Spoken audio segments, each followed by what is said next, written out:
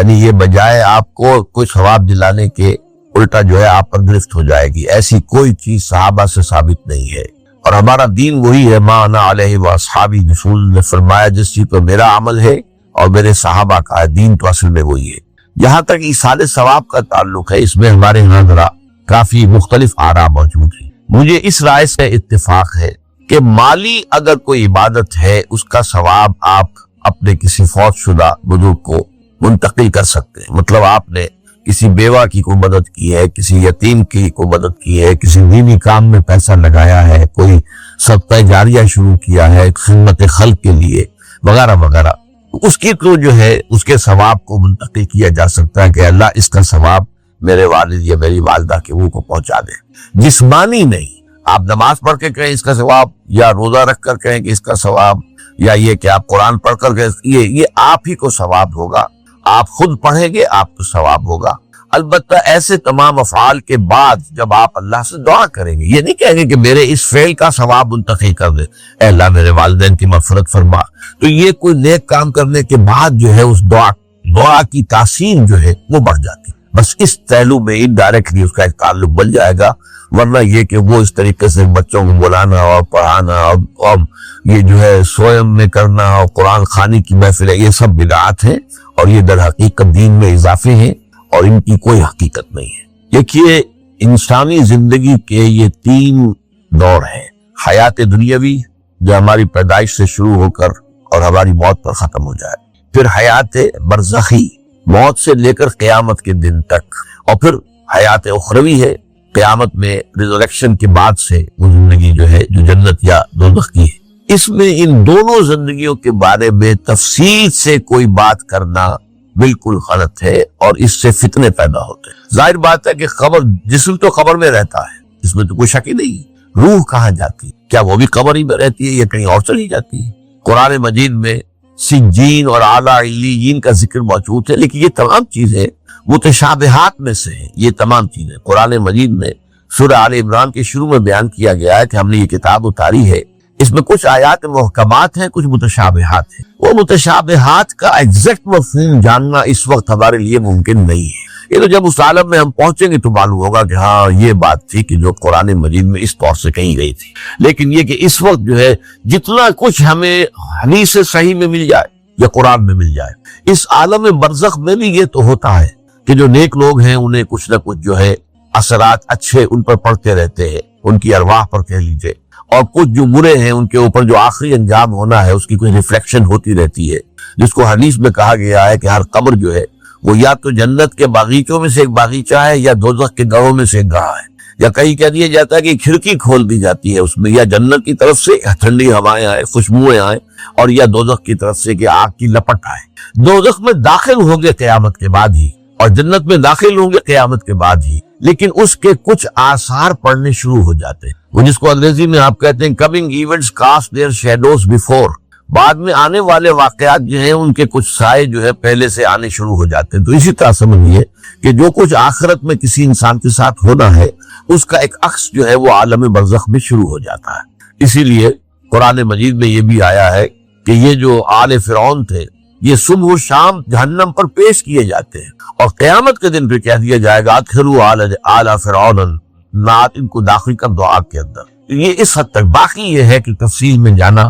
ہاں ایک رائے ہے، یہ شاہ ولی اللہ دہلوی رحمۃ اللہ علیہ کی، اگر ان کی رائے نہ ہوتی تو میں اسے بیان بھی نہ کرتا، لیکن یہ کہ وہ ایک بہت بڑے محدث اور بہت مفکر اور دین کے فلسفے سے بہت بڑے واقف انسان تھے. ان کا ہے کہ جو اولیاء اللہ ہوتے ہیں، اللہ کے نیک بندے، اللہ کے بندے، ان کے انتقال کے بعد ان کی روحوں کو بھی اللہ فرشتوں کے طبقہ اسفل میں شامل کر دیتا ہے. یہ فرشتے ہیں نا اس وقت بھی موجود ہیں. ابھی شاید اگلے جمعے میں وہ حدیث میں اس کا بیان آئے گا کہ جب بھی کسی گھر میں، اللہ کے گھر میں کچھ لوگ اس لیے جمع ہو کہ اللہ کی کتاب پڑھیں اور سمجھیں اور سمجھائیں، تو ان کے اوپر فرشتے گھیرا ان کا ڈال لیتے ہیں اور ان پر اللہ کی طرف سے سکینت نازل ہوتی ہے اور رحمت نازل ہوتی ہے، اور اللہ ان کا ذکر کرتا ہے فرشتوں کے پاس، دیکھو میرے بندے تم کہتے تھے یہ فساد مچائے گا، دیکھو یہ بھی تو ہے نا جو میرے کلام کو پڑھنے کے لیے میرے گھر میں جمع ہے. تو فرشتے ہیں موجود، ہم میں سے ہر ایک کے ساتھ 2 فرشتے موجود ہیں. تو یہ فرشتہ اسفل ہے، سب سے نیچے، جو دنیا کے کاروبار کو چلانے میں اللہ تعالیٰ کے سول سرونٹس ہیں، پھر اس سے اوپر کے فرشتے ہیں، اس سے اور اوپر کے فرشتے، پھر مقربین ہیں جو اللہ تعالیٰ کے قریب ترین فرشتے ہیں۔ لیکن یہ کہ ملائکہ کے طبقہ اسفل میں شامل کر لیتے ہیں تاکہ جو کام اللہ تعالیٰ ملائکہ سے لیتا ہے وہ ان سے بھی لینے شروع کر دیتا ہے۔ لیکن ہمیں یہ اجازت نہیں ہے کہ ہم فرشتوں کو پکار کر کہیں کہ اے فرشتے ہے، جبریل ہے، میکائیل یا فلاں ہے، منکر جبدیہ میرے جو ہے کرامن کاتبین، میرا یہ کام کر دو۔ نہیں، یہ شرک ہو جائے گا۔ اسی طرح ہو سکتا ہے کہ انبیاء کی ارواح جو ہے وہ بھی اللہ تعالیٰ نے شامل کی ہوئی اس لشکر کے اندر، وہ کام کر رہے ہوں اور وہ اللہ تعالیٰ کے حکم سے مختلف معاملات جو ایگزیکیوٹ کرتے ہوں، لیکن ہم کسی کو پکار نہیں سکتے۔ اب یہ نوٹ کر لیجئے، ہدایت و ضلالت اس دنیا میں جو مختلف حالتیں انسان پر طاری ہوتی ہیں، یا نعمتوں کی بارش ہو رہی ہے، یا تنگی ہے، فقر ہے، احتیاج، دنیاوی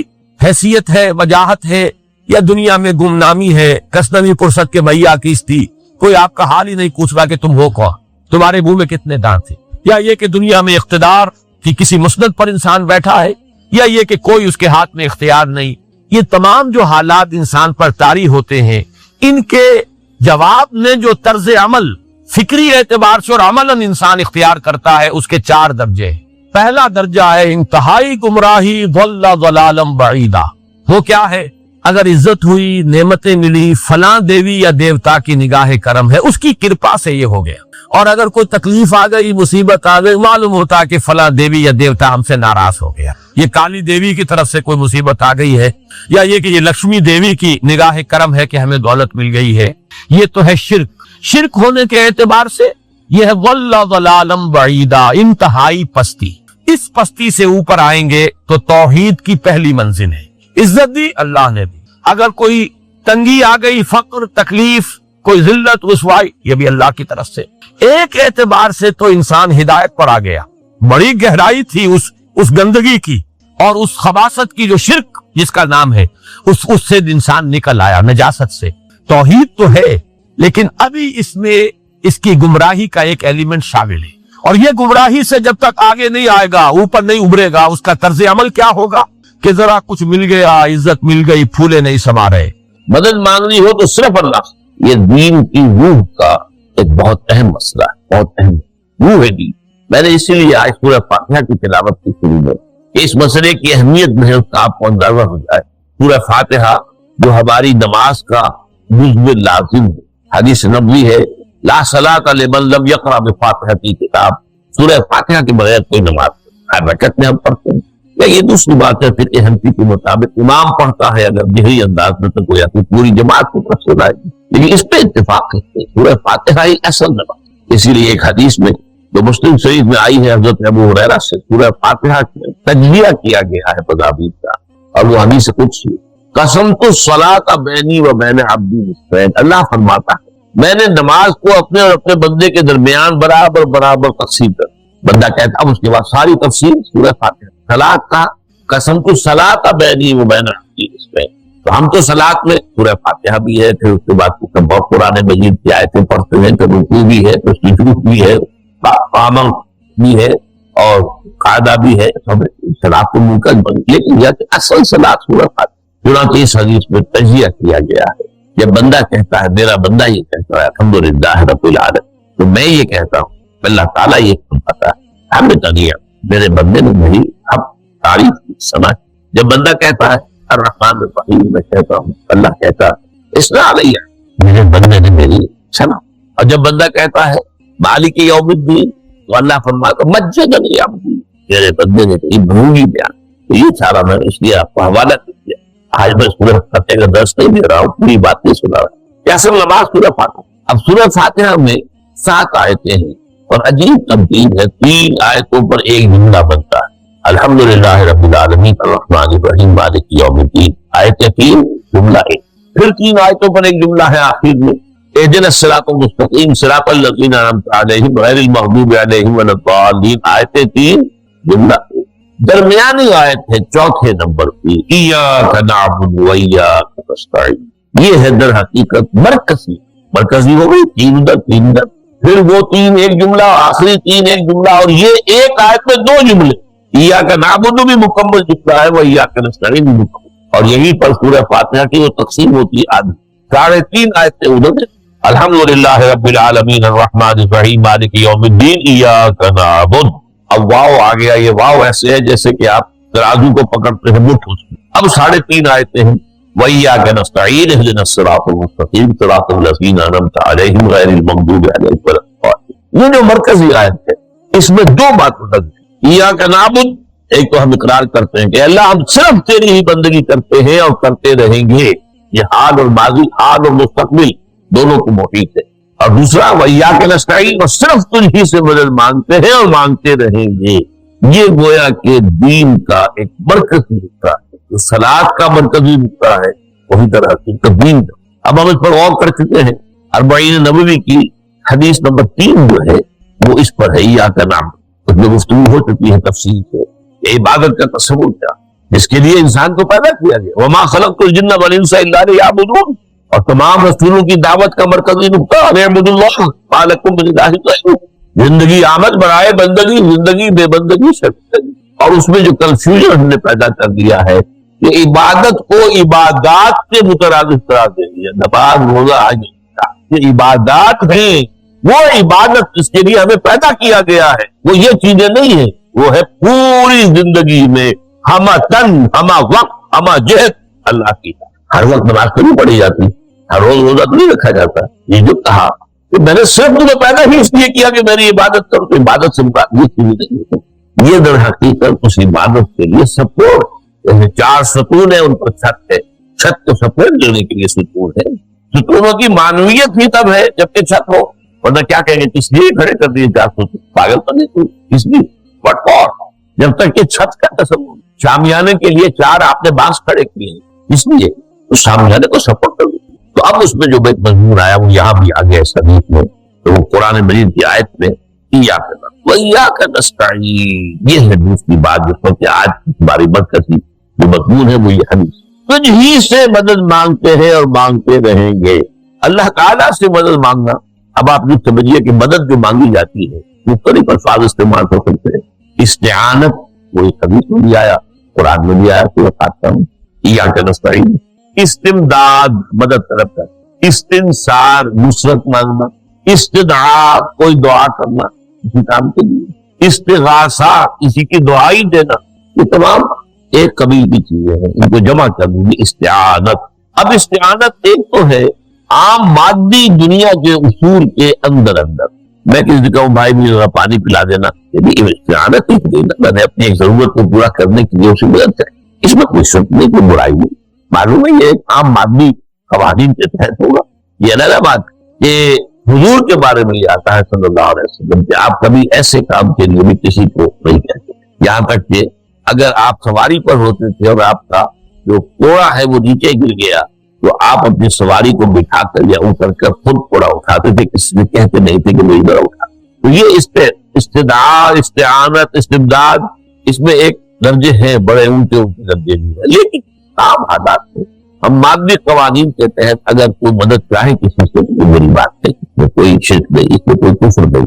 اگرچہ بعض حضرات میں نزدیک اس کا ایک درجہ ہے وہ میں بعد میں بیان کروں.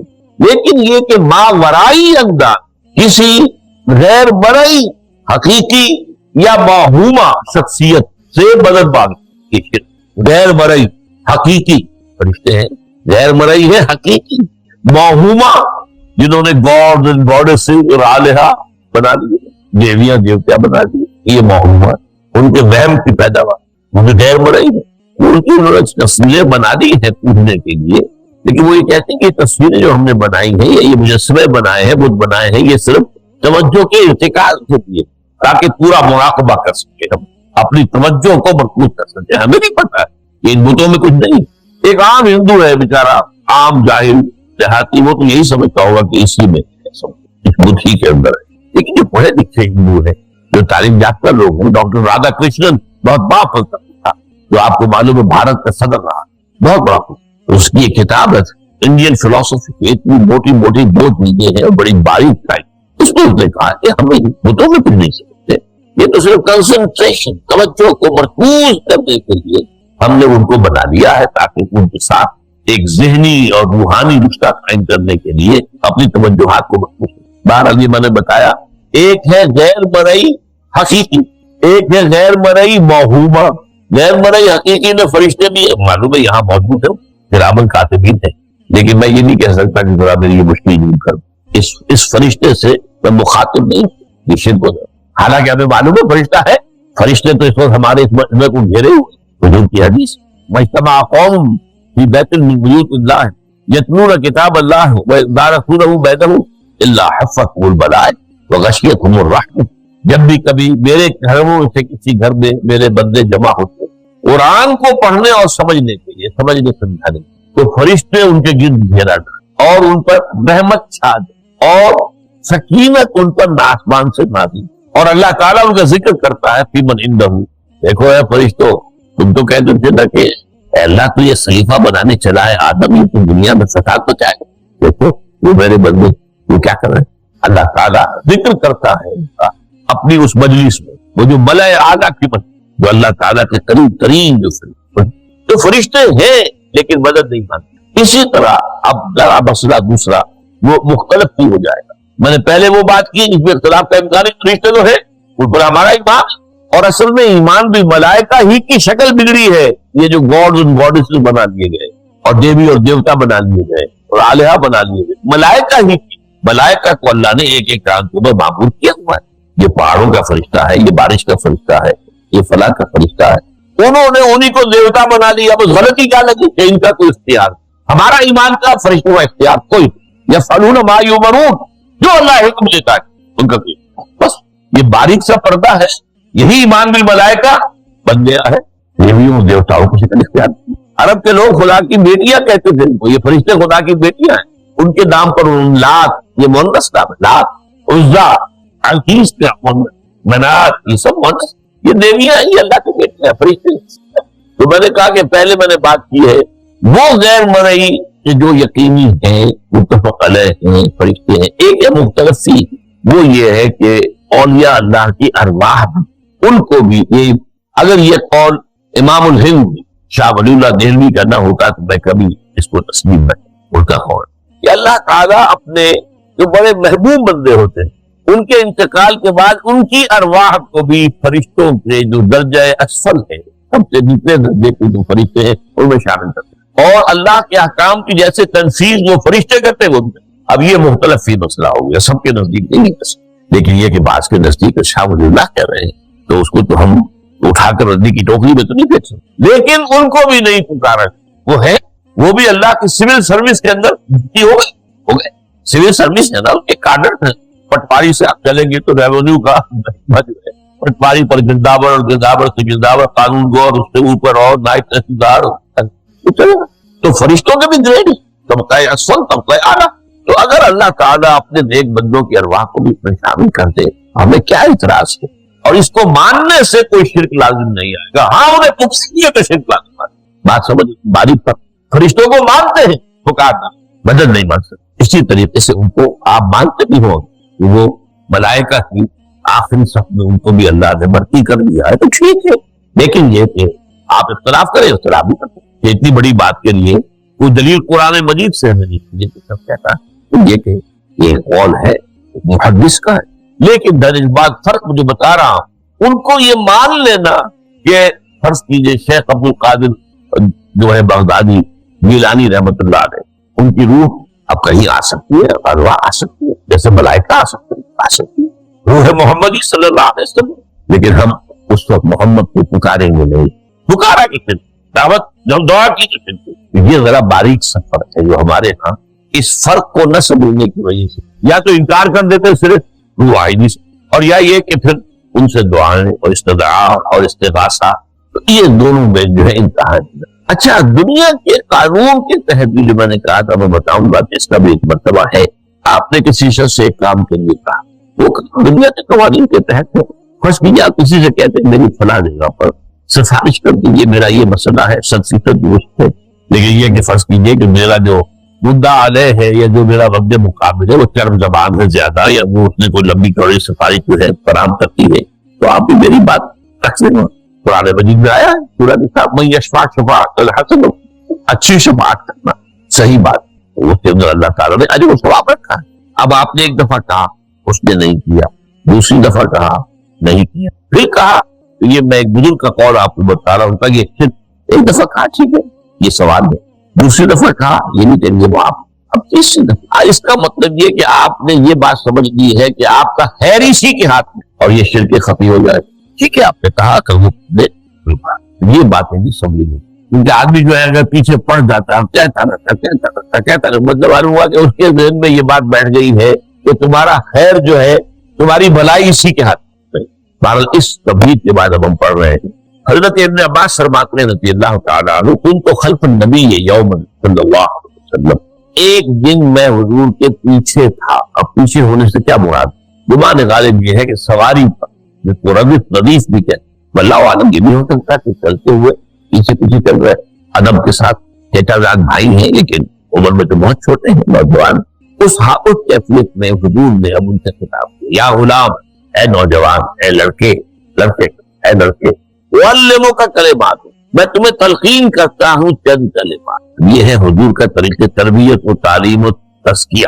وہاں کوئی مدرسے نہیں تھے، وہاں کوئی درس کی محفلیں تو نہیں ہوتی، محفل تو ایک ہی ہوتی تھی، ہفتے میں وہ جمعے کا اجتماع ہے، باقی حضور کی صحبت ہے، فجر کی نماز کے بعد بھی آپ بیٹھے ہیں، صحابہ بیٹھ کے گفتگو ہو رہی ہے، اسی میں تربیت، اسی میں تعلیم، اسی میں تزکیہ۔ وہ علیحدہ ذکر کے حلقے جو ہے وہ ضربے مارنے کے لیے یہ تو نہیں، یہ تو بات کی یاد، وہ تو سب مانتے ہیں کہ یہ بات کی یاد ہے، یہ مقبول کی ہو نہیں۔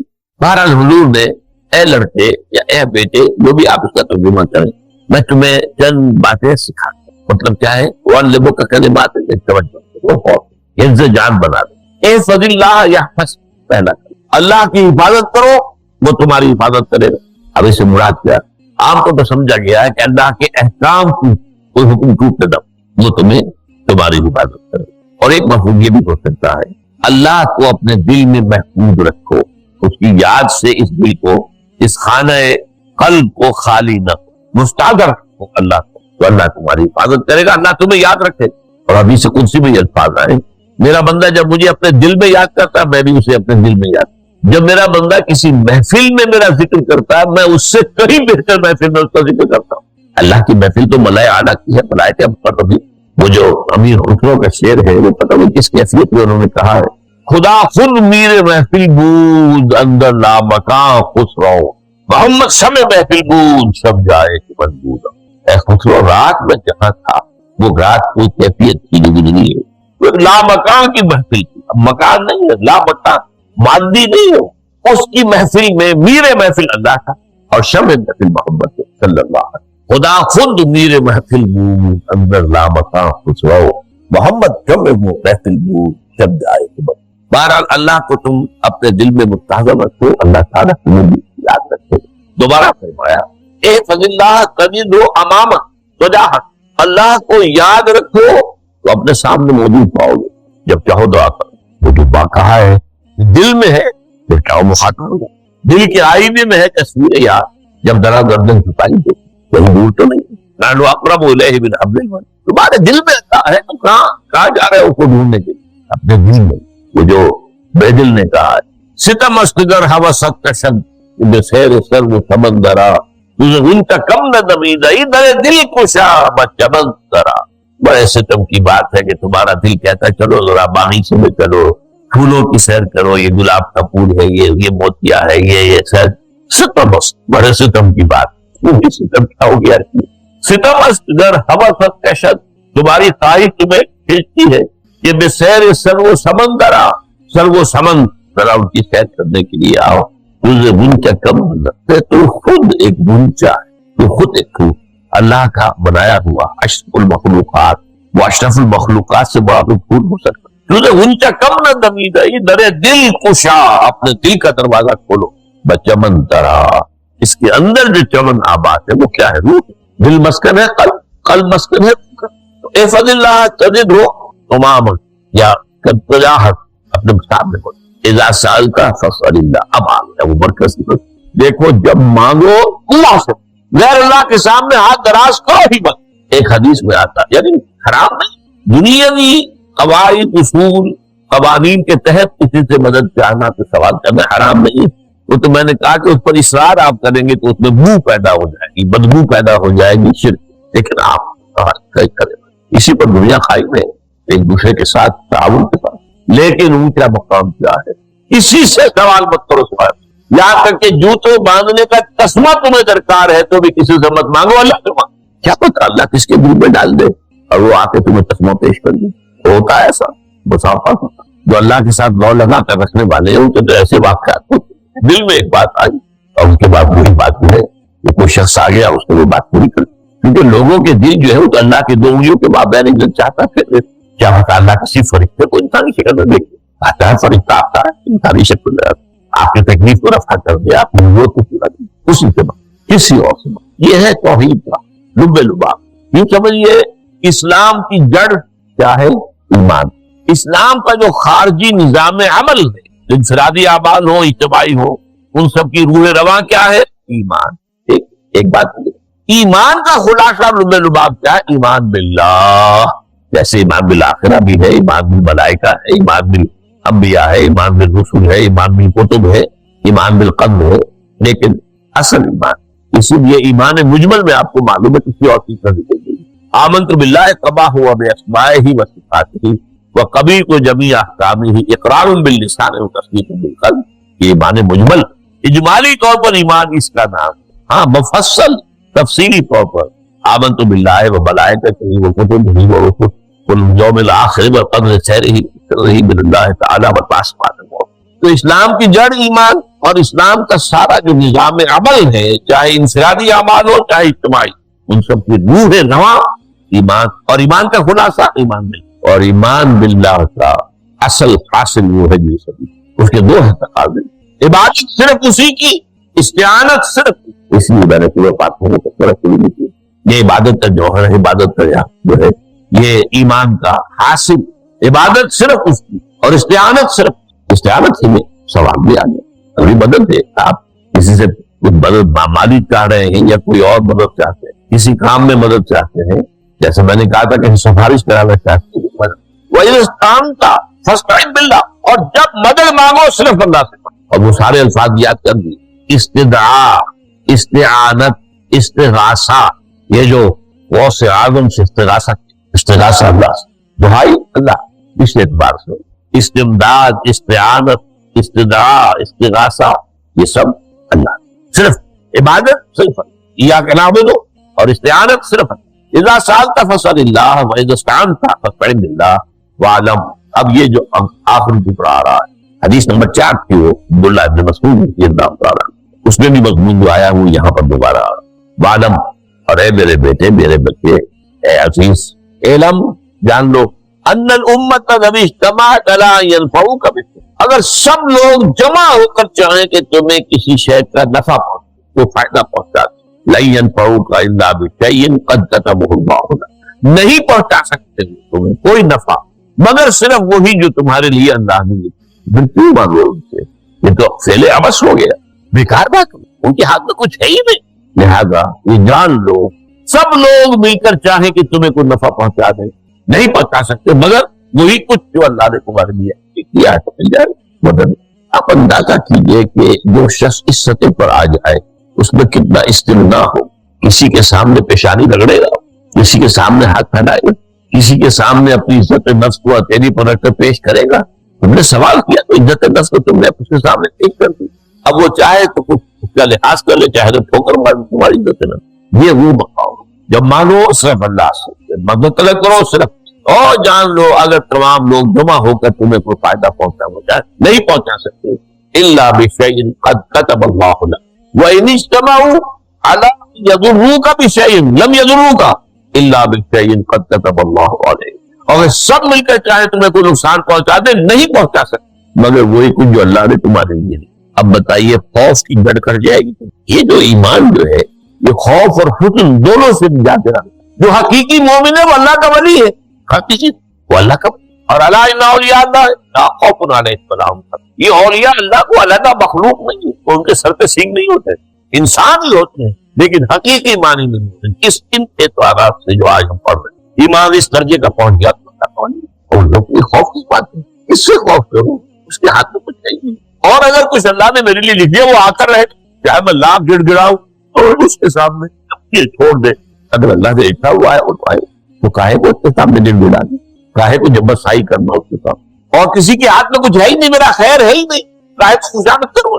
और रुफियतिल अक़लाम, देखो नौजवान, कलमें उठा दी गई है, वजफ़त सुहफ़, और जो रजिस्टर है सही से उनकी स्याही खुश्क होती, ये है वो अल्लाह का इल्म कदीम जिसमें हर शय लिखी, उसकी कलम उठा दी। जैसे आपको मालूम है इम्तिहान होता था, 3 घंटे खत्म हो गए, स्टॉप राइटिंग, बस अब कलम रुक जाना चाहिए। वो कलम तो तकदीर का कातिब जो है वो कलम उसका अब उठा दिया गया, और जो सही से जिन पर लिखा गया वो खुश्क भी हो गए। ये तो रिवायत है जो इमाम तिरमिज़ी ने जो रिवायत किया, ये मतन उनका है जो हमने पढ़ा, और उनका कौल ये है कि ये हदीस हसन सही है। लेकिन यही रिवायत और इन्हीं रावी से अब्दुल्लाह इब्न अब्बास से रज़ी अल्लाह तआला अन्हुमा और भी मुहद्दिसीन ने की है। इस से एक और मतन जो है वो यहाँ पर इमाम नववी ने दे दिया, ए फज़िल्लाह तजिदु अमामा, ये तो पहला वो टुकड़ा था, वक्त तो जाहक था, यहाँ अमामक है, वहां मतलब है कि अपने सामने पाओ, अल्लाह की हिफाजत करो, अल्लाह को दिल में, अल्लाह की याद को महफूज रखो,